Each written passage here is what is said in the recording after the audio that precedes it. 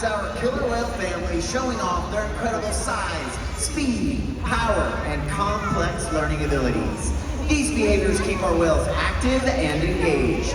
SeaWorld's killer whales have inspired generations all over the world, and we are excited to share their story with you tonight. Killer whales are the ocean's top predator. They use cooperation and communication, not just size and strength, to take their place at the top of the ocean's food web. At the bottom are small animals, like krill. At the top, the apex predator, the killer whale.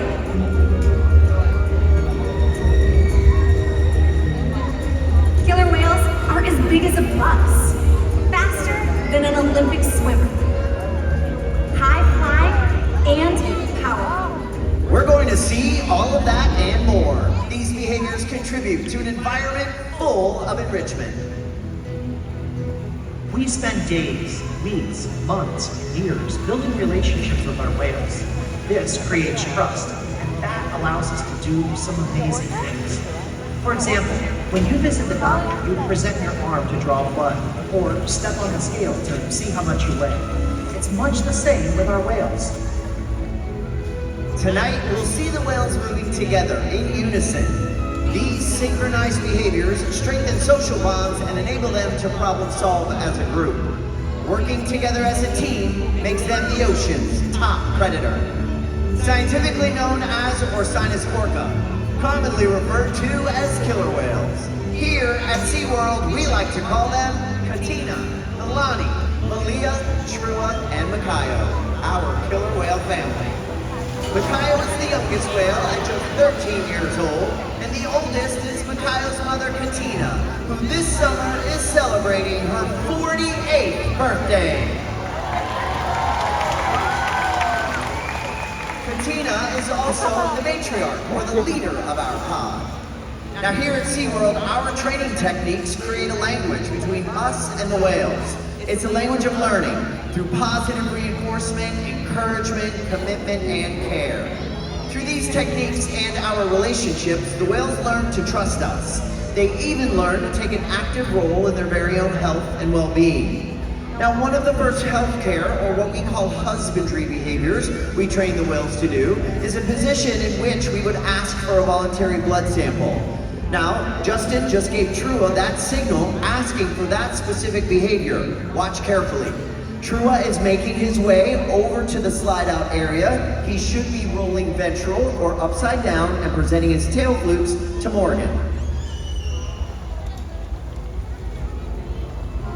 And there it is, just like that. Now, not only does this position give us a great look at Trua's entire body, but it also gives us access to the blood vessels that are easily seen on the white undersides of his tail flukes.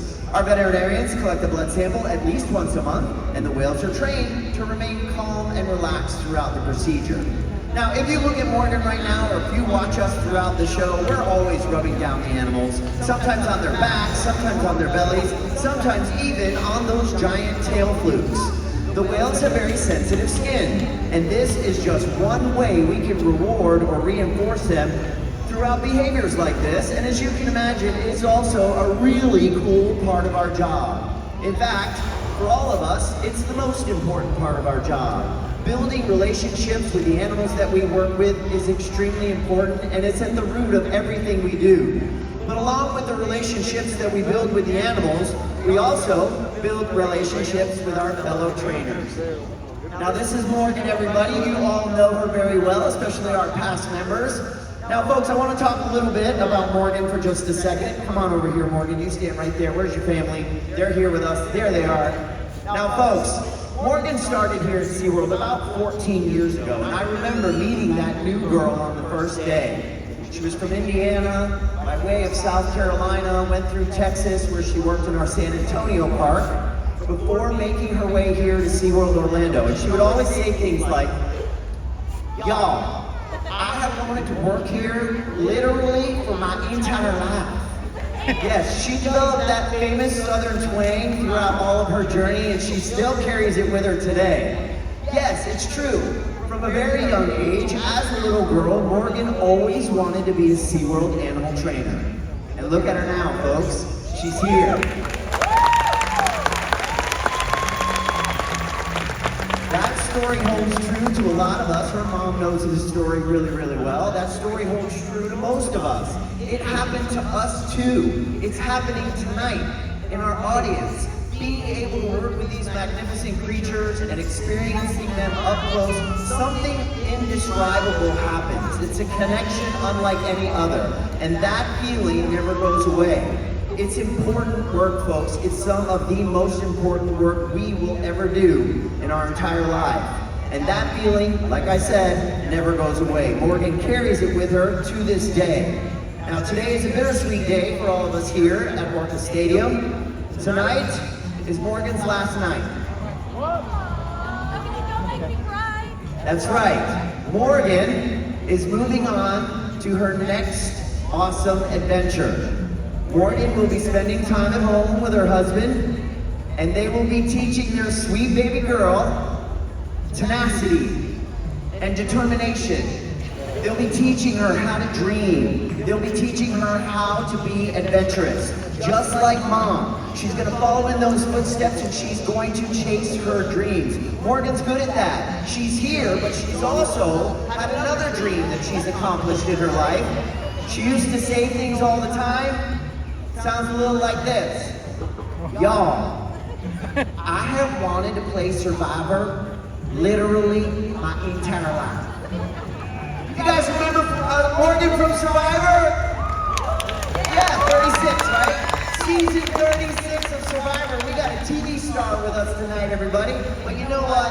Here's the truth. The truth is Morgan got voted off mid-season by her Survivor tribe. But we asked for a recount, everybody, because her SeaWorld tribe has voted again, and we want to let her know that Morgan's passion and her love for the animals and the work that she puts in to care for them here at SeaWorld, that legacy will burn bright forever. Ladies and gentlemen, give it up for Morgan!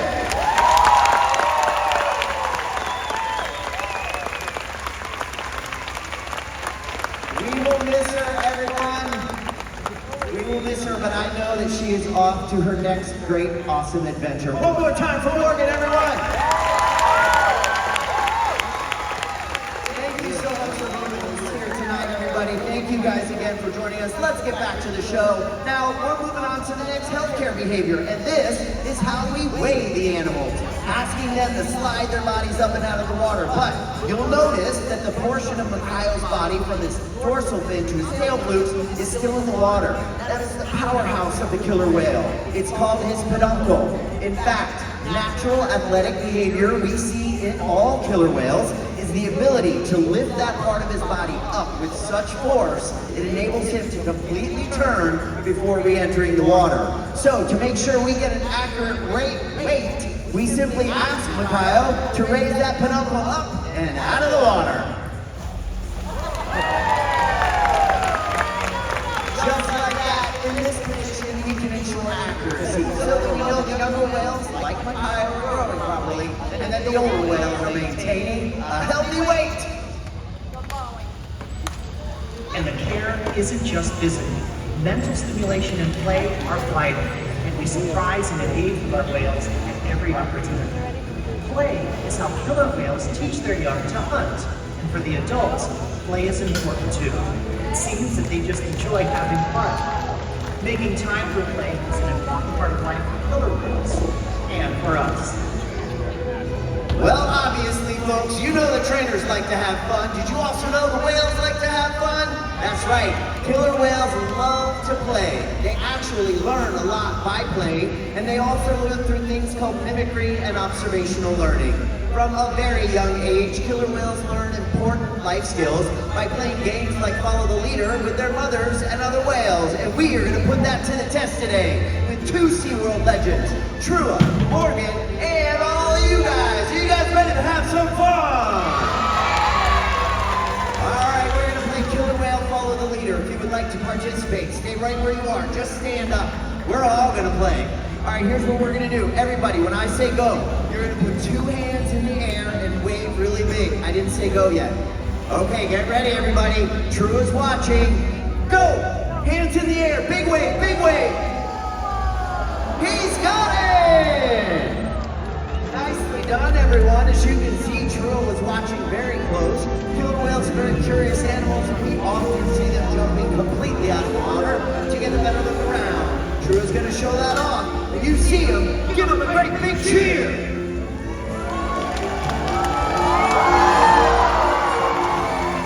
8,000 pounds flying through the air. All right, everybody on this side, you're up, on your feet. We're going to do an even bigger jump. Something called a breach. Side breach signal looks like this. 2 fingers. Up over your left shoulder. On the count of 3. 1, 2, 3, go! Nice breach signal, everyone. Now, like a bow, killer whales will breach to get a better look around, but more often than not, they breach to show off. So here comes Makaio, flying through the air, showing off. Folks, give it up one more time for the whales and all of our awesome volunteers. As you can see, killer whales are amazing athletes, and they can eat several hundred pounds of food every day. In the wild, killer whale diets vary depending on where they live and time of year. Unfortunately, overfishing, pollution, and other factors are having a serious impact on some killer whale populations.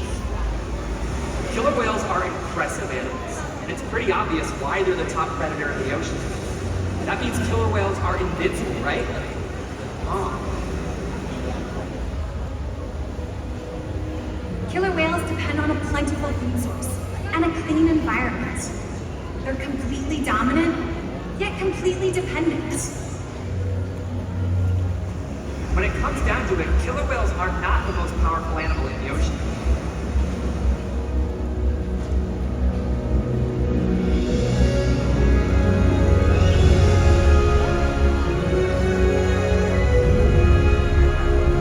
Their future depends on you.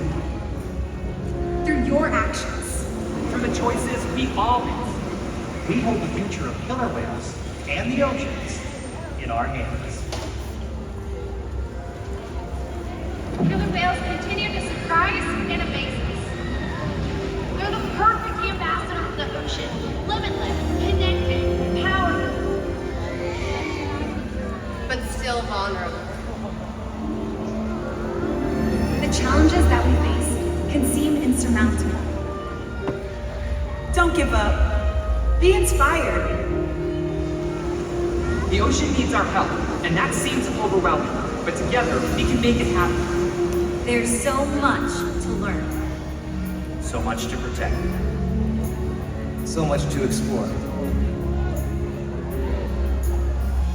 The killer whale story is still being written. And there are simple things we all can do to make a difference. All it takes is one choice. One positive act. One ripple that can grow and grow. And change the world. Together, we've got this.